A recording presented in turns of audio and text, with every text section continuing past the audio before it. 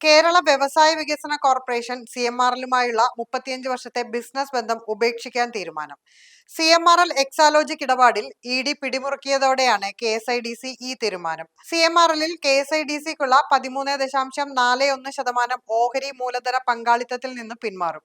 ഇതിനുള്ള ശുപാർശ വീണ്ടും തയ്യാറായി. അടുത്ത മാസം ചേരുന്ന KSIDC ബോർഡ് യോഗം ഇക്കാര്യത്തിൽ തീരുമാനമെടുക്കും. കഴിഞ്ഞ LDF സർക്കാരിന്റെ കാലത്ത് പലവട്ടം ഈ ആവശ്യം ഉന്നയിച്ചിരുന്നെങ്കിലും ബന്ധം ഉപേക്ഷിക്കാൻ തയ്യാറായിരുന്നില്ല.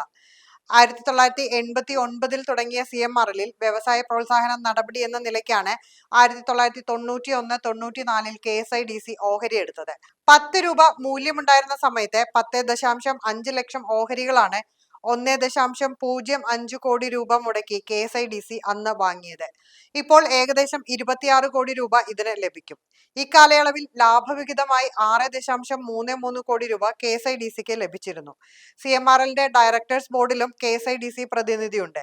ഇങ്ങനെ നിയമിക്കപ്പെട്ട ഡയറക്ടർമാർ പലരും KSIDC-യിൽ നിന്ന് വിരമിച്ച ശേഷവും CMRL-ന്റെ സ്വതന്ത്ര ഡയറക്ടർമാരായി തുടരുന്നത് നേരത്തെ വിവാദമായിരുന്നു. CMRL-ലെ സാമ്പത്തിക ക്രമക്കേട് ആദായ നികുതി ഇന്ററീം സെറ്റിൽമെന്റ് ബോർഡിന്റെ ഉത്തരവിലൂടെ പുറത്തുവന്ന ഘട്ടത്തിൽ ബിസിനസ് ബന്ധം ഉപേക്ഷിക്കാൻ അന്നത്തെ KSIDC ചെയർമാൻ ശ്രമം നടത്തിയിരുന്നു.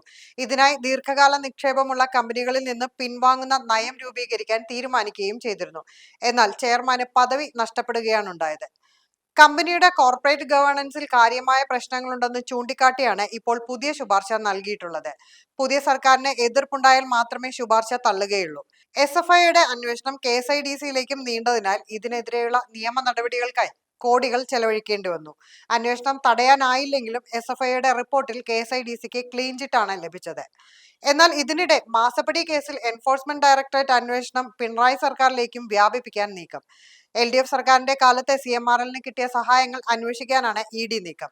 വീണയ്ക്ക് നൽകിയ മാസപ്പടിക്ക് പിന്നിൽ CMRL-ന് സർക്കാരിൽ നിന്ന് ലഭിച്ച വഴിവിട്ട സഹായമാണെന്ന നിഗമനത്തിലാണ് അന്വേഷണം. കരാറിൽ അസ്വാഭാവികത ഉണ്ടെന്ന് ED വിലയിരുത്തൽ. അതുകൊണ്ട് തന്നെ കരാറിലെ അഴിമതി കേന്ദ്രീകരിച്ചാണ് അന്വേഷണം പുരോഗമിക്കുന്നത്. ആദ്യ LDF സർക്കാരും CMRL-ഉം തമ്മിലുള്ള ഇടപാടുകളിലാണ് അന്വേഷണം നടക്കുക. എന്നാൽ വീണയുടെ മൊഴിയിൽ അവ്യക്തത തുടരുകയാണ്. കരാർ ലഭിച്ചതിൽ അസ്വാഭാവികത ഇല്ലെന്നാണ് വീണ വ്യക്തമാക്കുന്നത്. എങ്കിലും വീണയുടെ മൊഴി ED വിശ്വാസത്തിലെടുത്തിട്ടില്ല.